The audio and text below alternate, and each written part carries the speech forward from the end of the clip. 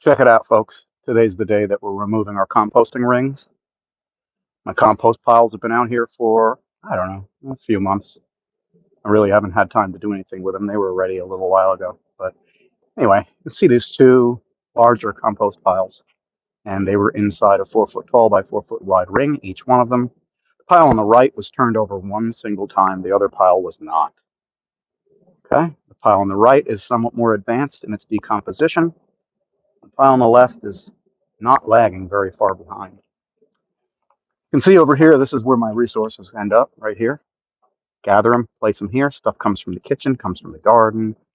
And, well, the plants like to grow here because the compost is already pretty darn good. You can see another compost ring right here, smaller one. This one here has, it has composted remains from a single specific plant variety. I like it that way.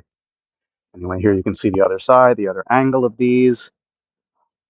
Typically what I do is I surround them with leaves, some from leaf mold that I'm making in process, and on top of the rings, I'll even place some leaves on the top surface to keep moisture in. So while it insulates the outside, it also helps keep moisture from evaporating. This area right here is somewhat shaded, but as we get to about 1 o'clock in the daytime, it starts to become sunny. So, we're still going to get 6 to 8 hours of light after that and solar energy, but just try to keep them moist. And I keep an eye on it with a thermometer and make sure that they don't get excessively hot. If they do, I poke holes in it with the top of that shovel or a rake. On the sides, I can poke holes in it straight down from the top. We keep it oxygenated as best as we can. So these guys have got to get out of the way because I need to make more piles with this year's stuff. So there's stuff growing in the garden now, way over yonder. And, I want to try and stay ahead of this stuff. But, right now you're looking at about, I guess, 250 gallons each is what they start out holding. And they'll be reduced down pretty significantly, better than, 30 to 40%.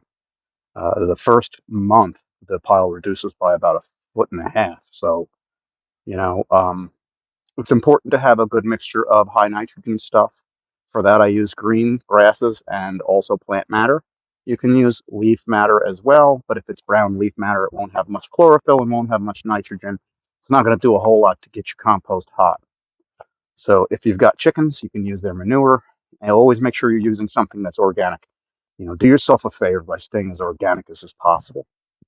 So what's in store for these two? They're actually going to get piled up into one single pile, and then I will begin sifting them for fine media, probably within the next few weeks. Anything that's in these piles will grow. They are full of worms. Y'all want to see what it looks like after it's done? Remember what I said. If you got plants that are green growing in your compost piles, that's probably a good sign. Well, it's definitely a good sign. And ultimately, we're looking to get towards this right here. Okay? That's what it starts to look like.